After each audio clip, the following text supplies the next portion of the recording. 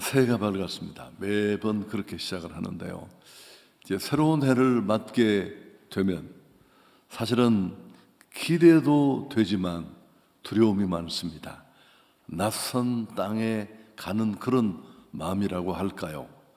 가보지 않은 길을 갈 때 불안한 마음을 가지고 우리에게 가장 필요한 것은 정확한 지도와 나침반일 겁니다.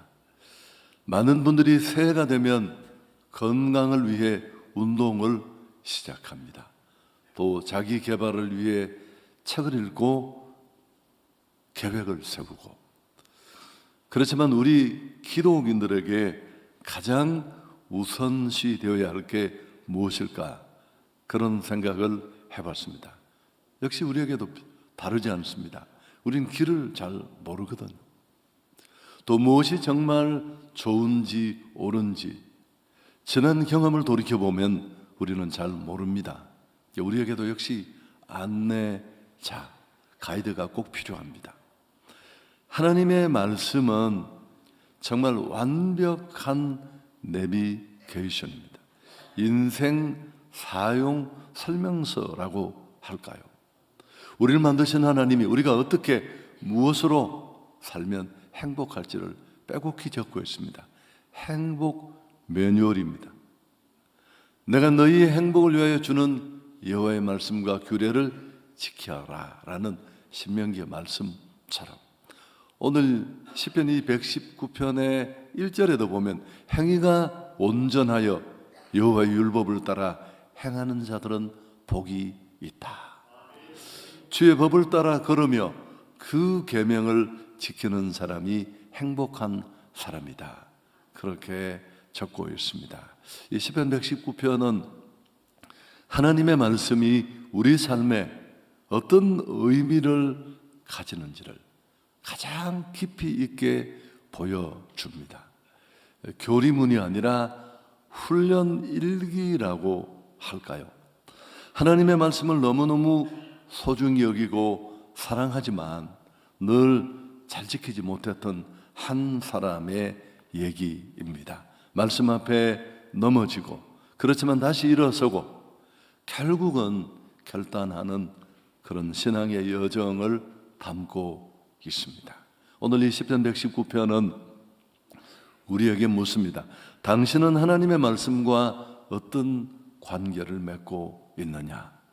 여러분 한번 스스로 되짚어 대답해 보면 좋겠습니다. 하나님의 말씀과 나는 어떤 관계 속에 있는지, 왜 우리가 성경을 공부해야 하는지, 또 성경을 배우는 그 일에 왜 우리 자신을 들여야 하는지, 그런 이유들을 좀 찾았으면 하는데, 우선 첫 번째, 하나님 말씀으로 우리가 정말 가득할 때 진짜 우리가 기대하는 거룩한 삶이 가능해집니다. 시편 119편 9절 11절 다 황금 같은 구절인데 함께 읽습니다. 청년이 무엇으로 그의 행실을 깨끗하게 하리까? 주의 말씀만 지킬 따름이니이다. 내가 주께 범죄하지 아니하려 하여 주의 말씀을 내 마음에 두었나이다. 이 11절은 정말 제가 좋아해서 늘 읊조리는 말씀이기도 한데요, 새로운 해를 맞으면 누구나 그 이전 해보다는 더 나은 삶을 꿈꿉니다. 그리고 더 거룩하게, 더 잘 믿고 싶고 더 성숙한 삶을 살기를 기대합니다. 근데 사실 우리가 잘 알지만 결단하고 결심하는 것만으로는 언제나 부족합니다. 우리 안에는 여전히 구원받고 새 사람이 됐다고 하지만 옛 습관과 죄의 본성이 남아 있거든요. 시인은 고백합니다. 우리 인생의 행실을 깨끗하게 하고 죄로부터 나를 지켜주는 유일한 힘은 내 마음에 둔 주님의 말씀이다. 그렇게 고백합니다. 청년이 무엇으로 행실을 깨끗게 하리까? 주의 말씀을 따라 삼가한다. 여러분, 여기 말하는 이 구절에 청년이라는 이 구절은 사실은 나이를 말하는 게 아닙니다. 히브리어 이 나르라는 단어는 젊은이뿐만 아니라 경험이 부족한 자, 영적으로 미숙한 자를 뜻합니다. 우리 모두가 하나님 앞에 서면 정말 부족합니다. 아무것도 몰라요. 내가 모른다는 걸 모르는 게 진짜 모르는 거 무서운 거거든요. 우리 모두는 어떤 상황에 있든지 하나님 앞에서는 나르입니다. 경험도 지혜도 한치 앞도 모르니까요. 그래서 청년이 무엇으로 행실을 깨끗게 하리까? 하나님의 말씀을 지킨다 그렇게 말했는데 하나님의 말씀만 지킬 뿐입니다 했는데 이 말씀을 지킨다는 것도 역시 완벽해진다는 뜻이 아니에요. 무너지지 않을 기준을 갖는다. 그런 의미가 있습니다. 또 11절에 내가 주께 범죄치 아니하려 하여 주의 말씀을 내 마음에 두었습니다. 이게 11절이거든요. 마음에 두었다는 말은 설명이 필요 없지만 단순히 한번 읽고 기억하고 있다라는 의미가 아닙니다. 보물처럼 소중히 간직하고 사둔다 그런 뜻인데 내 안에 말씀이 가득해야 위기의 순간에 말씀이 내 생각과 감정을 다스릴 수 있습니다. 우리가 지금까지 살아온 40년, 50년, 60년 거의 반사적으로 습관의 형태로 굳어진 내 안의 삶들은 별 고민 없이 툭툭 튀어나와 결정도 하고 말도 하고 좌충우돌을 하는데 그때 내 안에 가득한 하나님의 말씀이 있다면 이런 일을 바꾸고 교정할 수 있다는 겁니다.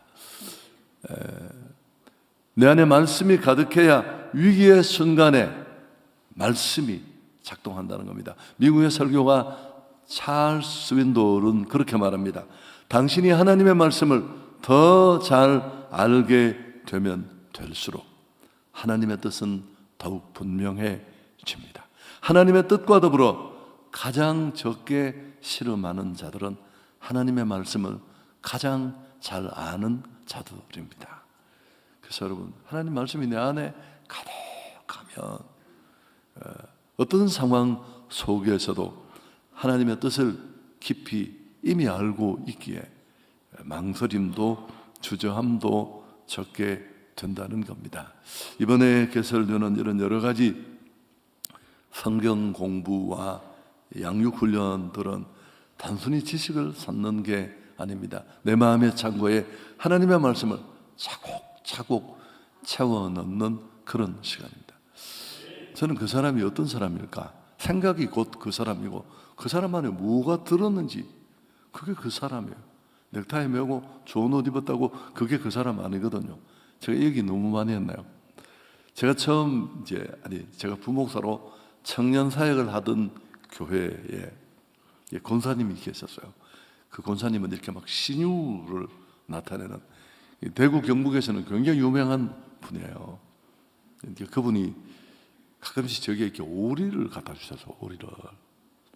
근데 그 오리가 이제 어떤 분이 또 주신 오리를 줬는데 전 사실 오리를 그렇게 잘 먹는 스타일은 아닌데 근데 그 오리를 우리 와이프가 어떻게 요리를 했는데 이건 오리가 아니었습니다. 생선이었어요. 이 오리가 생선집에서 이렇게 막 키우는 오리였어요. 여러분 제가 좀 별나기도 별난데 저는 이렇게 밥을 해서 밥상에 비린내가 딱 나면 그 밥상에 모든 걸 다 치워 밥을 먹지를 못해요. 저희 아내는 그런 갈치국물을 이렇게 밥을 비벼서 잘 먹으면서 이게 왜 비린내가 나느냐고. 그래서 제가 살기 힘든다는 겁니다. 근데 그 오리를 제가 주신 정성을 봐서 몇 점 먹는데 이건 오리가 아니다. 이건 완전히 생선이다. 예수를 믿고 또 직분을 받고 그 신앙의 시간이 길고 근데 내 안에 지금 무엇이 가득한지 여러분 한번 생각해 봤으면 좋겠습니다. TV 프로그램 시간, 주인공의 상황, 또 최근에 무슨 어떤 분이 그러시더라고 무슨 프로에 무슨 외국인이 나왔는데 너무 노래를 잘하는데 나 이름 또 잊어버렸네. 나하고 종시던데 예? 도라도.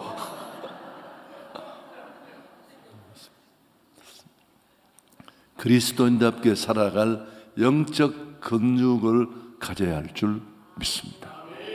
두 번째, 우리가 하나님 말씀을 배우고 공부해야 되는 이유는 하나님의 말씀에 눈 뜨기 위해서는 반드시 배움의 과정이 필요합니다. 초등학교 다 보내잖아요. 유학까지 시키잖아요. 형편이 되면. 근데 성경을 배우는 건 무시하거든요. 그래서 교회가 어려운 거예요. 도로교통법도 모르고 전후좌우를 모르는데 내가 모른다는 것도 모르는 분들이 종행하고 다니니까 얼마나 많은 사고, 충돌이 일어나겠습니까? 뿐만 아니고 배우지 않으면 확신이 없습니다. 들은 얘기는 그 추풍낙엽입니다. 그래서 우리가 하나님의 말씀에 눈뜨고 비틀거리지 않기 위해서는 이 배움의 과정은 필수예요, 필수. 일반적으로 시편 119편 18절 함께 읽습니다. 내 눈을 열어서 주의 율법에서 놀라운 것을 보게 하소서. 하나님 말씀의 맛, 깊이 이런 것들이 진짜 내 안에 체계로 굳어지려면 꼭 필요한데 성경은 누구나 읽을 수 있지만 그 안에 담긴 놀라운 것, 놀라운 맛, 깊이 그런 것들을 아는 데는 시간도 필요하고 배움의 과정이 필요합니다. 성령의 조명하심과 함께 배움을 향한 열망이 있을 때 비로소 그런 단계까지 나갑니다. 고전 음악을 클래식을 제대로 알려면 클래식을 많이 듣는 것만 가지고 충분할까? 아니요, 전혀 그렇지 않습니다. 저는 클래식에 한 10년간 미쳐서 귀를 상할 만큼 들었는데 사실은 아무것도 모르는데 그래도 저는 처음에 시작할 때 책 6권을 읽었어요. 그분 이름도 잊어먹었네요. 그분이 클래식 처음부터 말하는 거 하나씩은 다 찾고 나중에 제가 그 전체 명반을 다 정리하니까 작곡가만 수백 명이에요. 그때 제가 후에 회개했습니다. 성경을 내가 이렇게 봤으면 무슨 결판이 났을 텐데.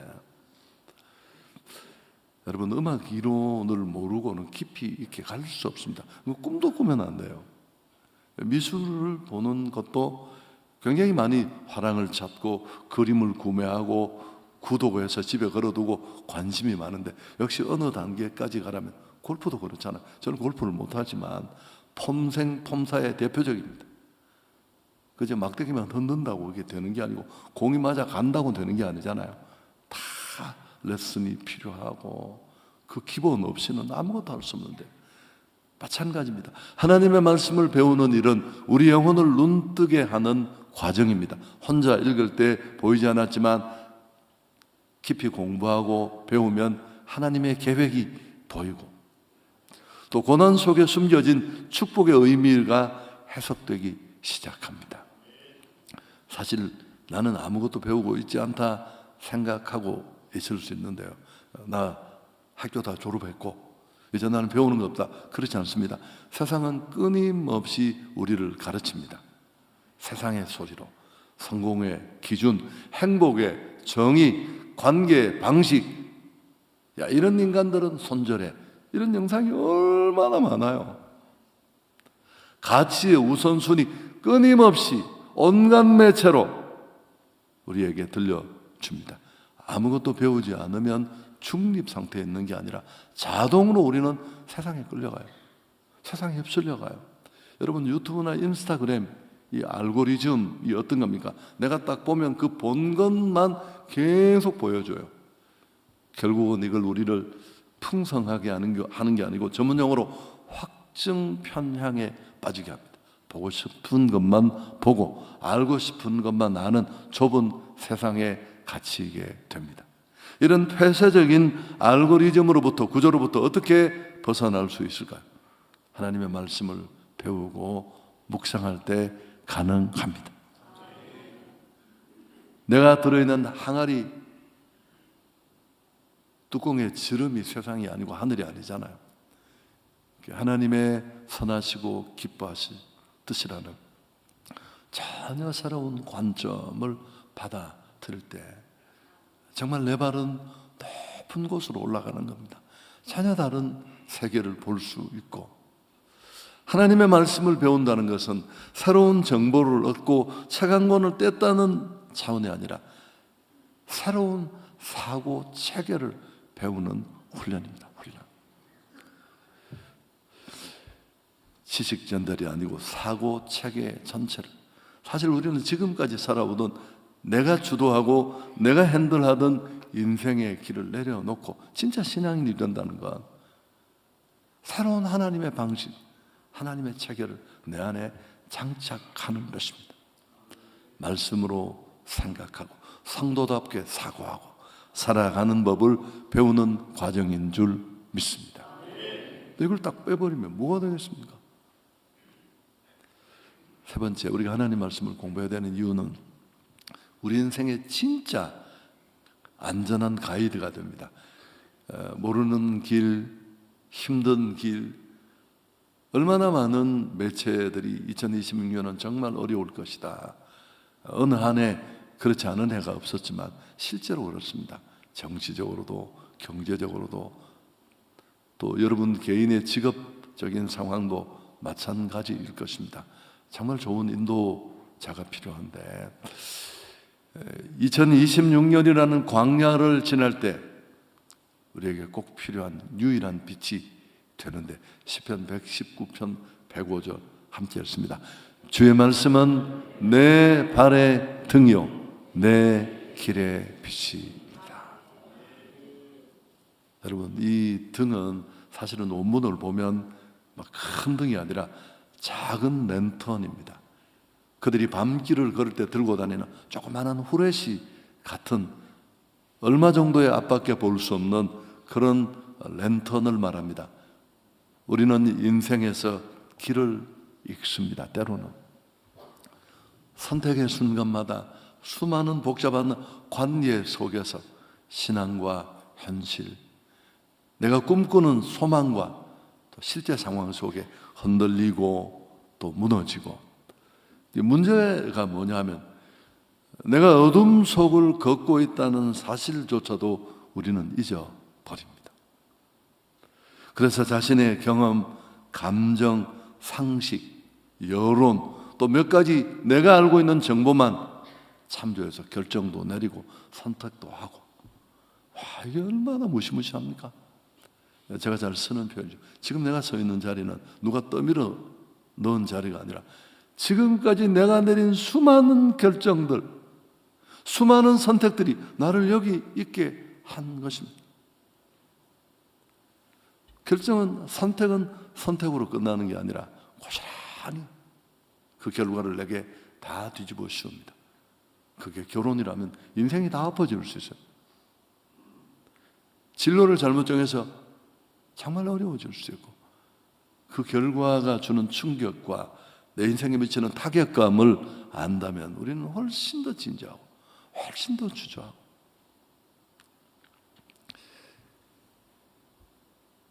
그래서 하나님의 말씀은 감정이 아닌 안전장치고 빛입니다. 비행기 조종사가 짙은 안개 속을 비행할 때 자신의 평행 감각만 믿으면 비행기는 추락한대요.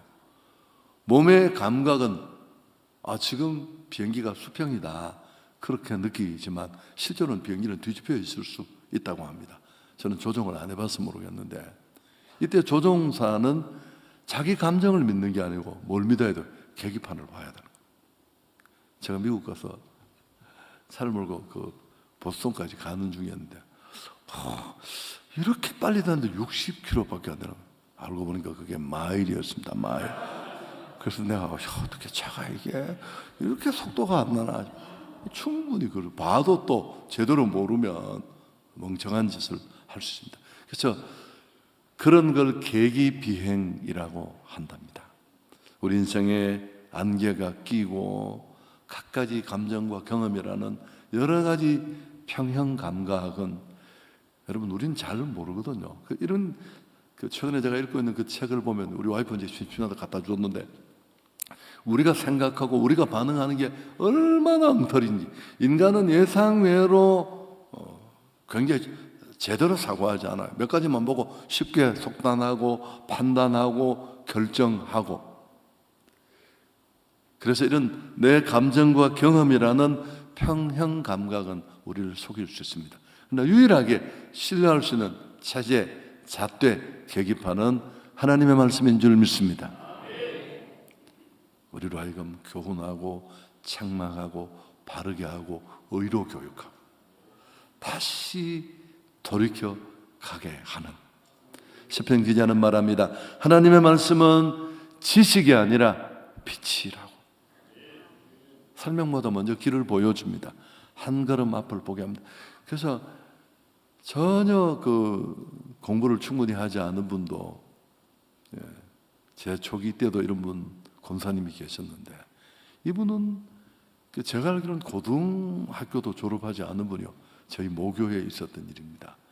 성경을 정말 엄청나게 읽은 분인데, 예배를 마치면 청년들이 다 그 집에 몰려갔어. 다는 아니었습니다. 몇 명. 저도 거기 한 번씩 갔는데, 그래서 그분한테 성경 얘기도 듣고 기도도 받고 막 그랬던 기억이 지금도 납니다. 그때마다 도대체 저 지혜로움이, 시대를 뛰어넘는 저런 조언의 힘이 어디서 왔을까? 빛은 설명보다 먼저 길을 보여주고 한 걸음 앞을 보여줍니다. 여러분, 성경을 읽지 않고 성경에 귀를 기울이지 않는다는 건 뭘 의미할까요?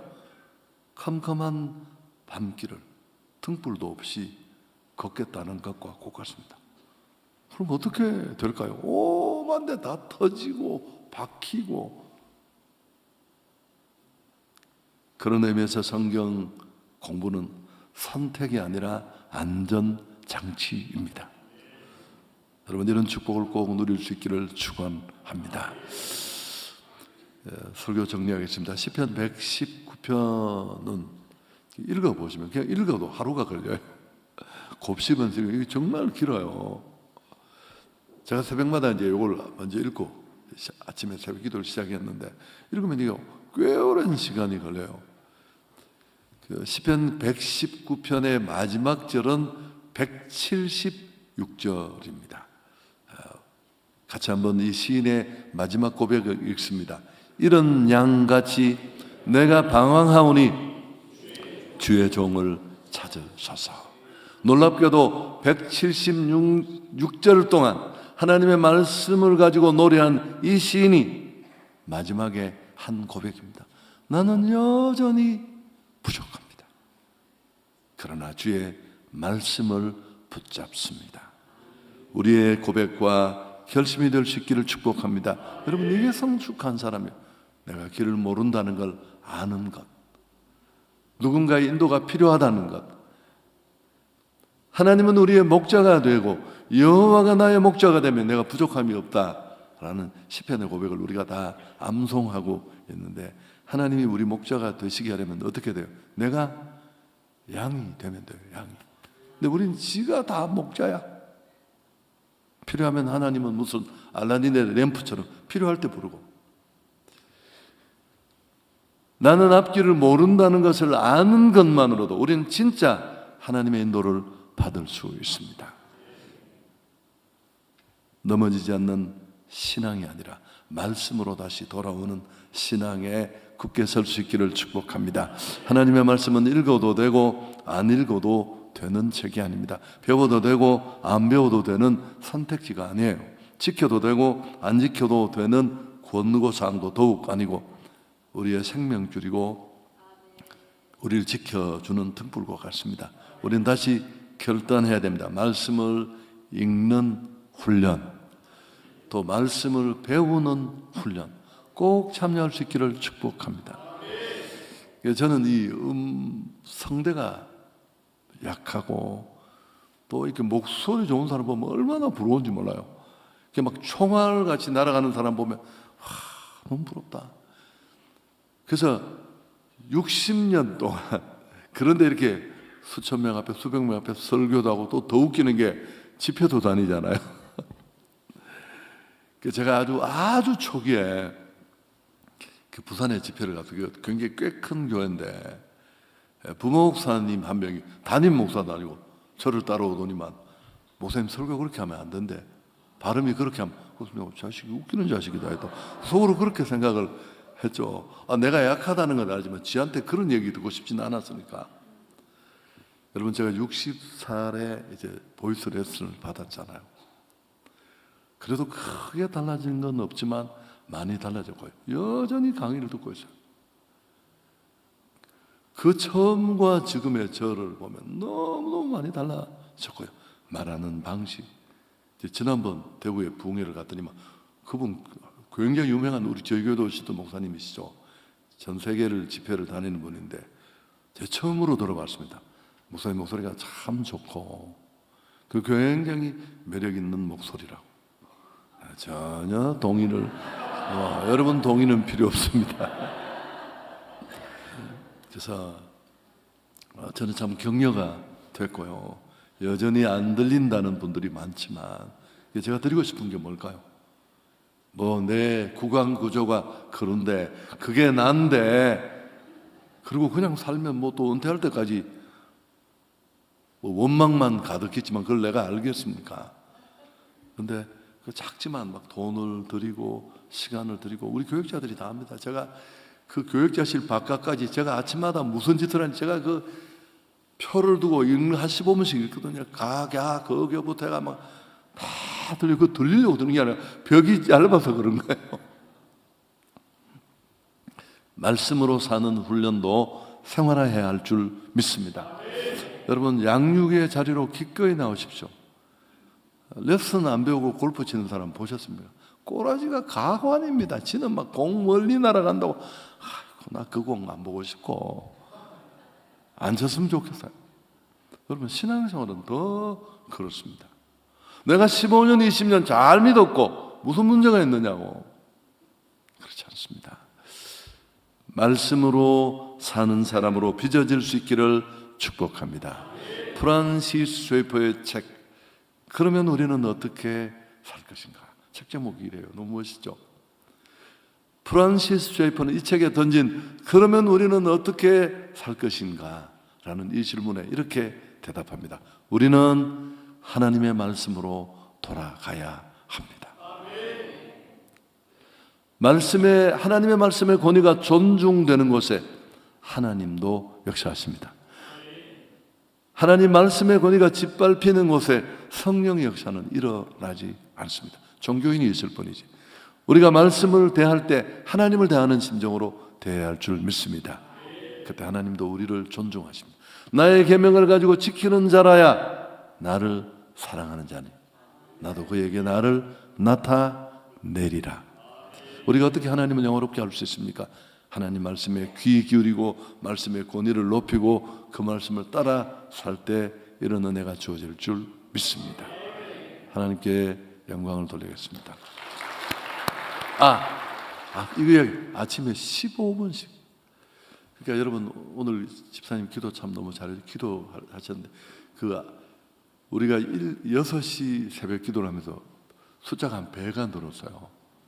근데 이제 빵도 드리고 하지만 한 10분 전에 15분 전에 나오셔서 성경 한 장이라도 진지하게 읽으면 충분하리라고 그렇게 생각합니다. 찬양하겠습니다.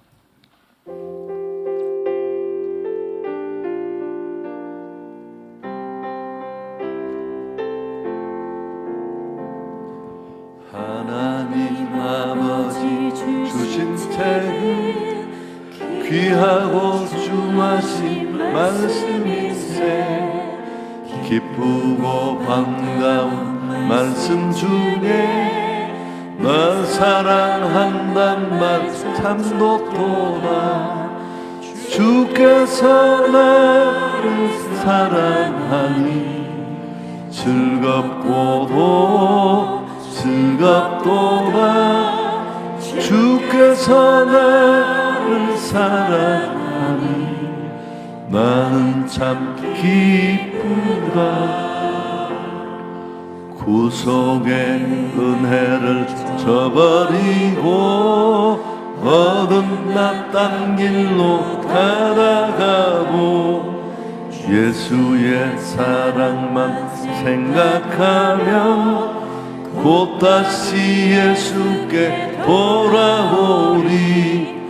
주께서 나를 사랑하니 즐겁도다. 주께서 나를 사랑하니 나는 참 기쁘다. 구주의 영광을 바라보며 예수의 이름을 찬양하리.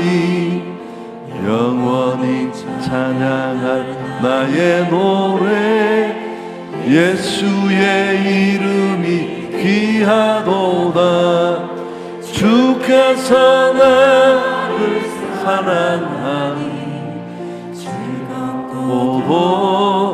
즐겁도다. 주께서 나를 사랑하니 나는 참 기쁘다.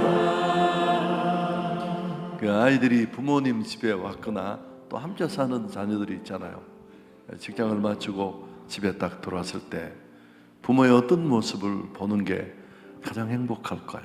가장 정말 우리 부모님 멋져 보일까요? 그렇습니다. 성경책을 앞에 펴고 다른 돋보기 안경을 쓰고 그 말씀에 집중해 있는 부모의 모습을 보면, 여러분 저도 그렇습니다. 교육자들 방을 가끔 이렇게 들어갔을 때 참 그런 모습 보기 쉽지 않거든요. 성경을 펴놓고 있는 교육자를 보면 움찔합니다. 여러분, 우리가 뭘 안다고요? 우리가 뭘 그렇게 많이 똑똑하다고? 우리는 아무것도 모르는 게 많아요. 정확한 것도 별로 없고. 그래서 하나님 말씀 앞에 올 한 해 작게라도 좀 TV 끄고 저부터 노력하겠습니다. 그래서 우리가 더 나은 모습으로 하나님 앞에 살아갔으면 좋겠습니다. 2분만 간절히 기도하겠습니다. 살아계신 하나님, 오늘도 새해를 시작하는 이 벽두에 여호와의 말씀을 주심을 감사합니다.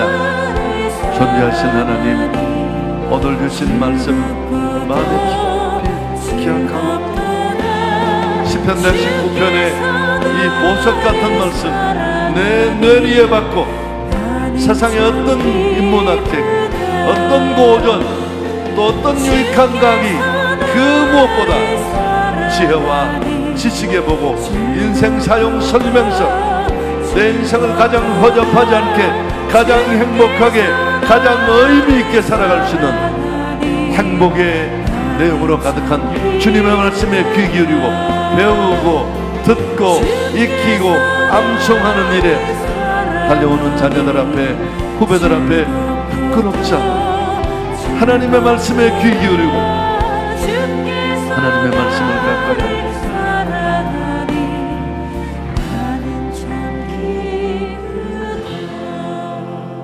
감사합니다. 예수님 이름으로 기도하옵나이다. 아멘. 여러분 그 한번 내보시죠. 또 예쁘게 만든 이걸 한번 보셔야 되지 않겠습니까? 그래서 여러분 무슨 일을 하든지, 저도 보이스 레슨 받는데 저 200만 원 들었어요. 최근에 강의도 제가 25만 원 주고 강의를 지금도 듣고 있어요. 그걸 반복적으로 계속.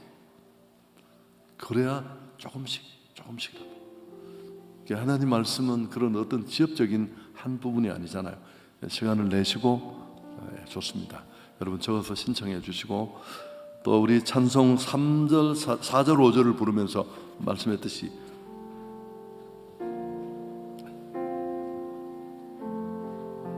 선교 파송주의여서 너무 부담 느끼지 마시고 조금만 부담을 느끼시고, 여러분 혹시 가지고 계신 헌금이 있다면 헌금해 주시면 우리 호주 떠나는 제주 몽골 동계 선교팀에게 일정 부분씩 선교비를 나누어 주겠습니다. 이렇게라도 동참합니다. 그런 마음이면 족합니다. 주 예수 날 사랑하시오니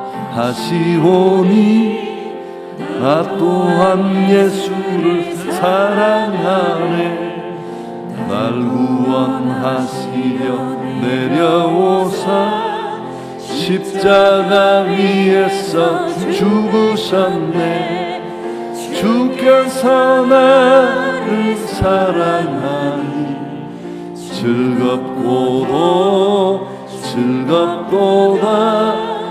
주께서 나를 사랑하니 나는 참 기쁘다. 주 예수 날 사랑하시오니 마귀가 놀라서 물러가네. 주 나를 이렇게 사랑하니 그 사랑 어떻게 보답할까. 주께서 나를 사랑하니 즐겁도다. 주께서 나를 사랑하니 나는 참 기쁘다. 이게 조금은 설명을 드려야 되네요, 여러분. 이 안에 보면 새가족반, 성장반, 제자반, 사역반, 성경대학, 우리 교회 안에 이런 그 트랙이 다 놓여져 있습니다. 그리고 뒤편에 신청서도 있습니다. 지금은 교회 머리가 되신 구주 예수 그리스도의 은혜와 하나님 우리 아버지의 놀라우신 사랑과 성령이 함께 하시는 은혜가 예배하는 우리 온 성도들 머리 위에 지금으로부터 영원토록 함께 계실지어다. 아멘.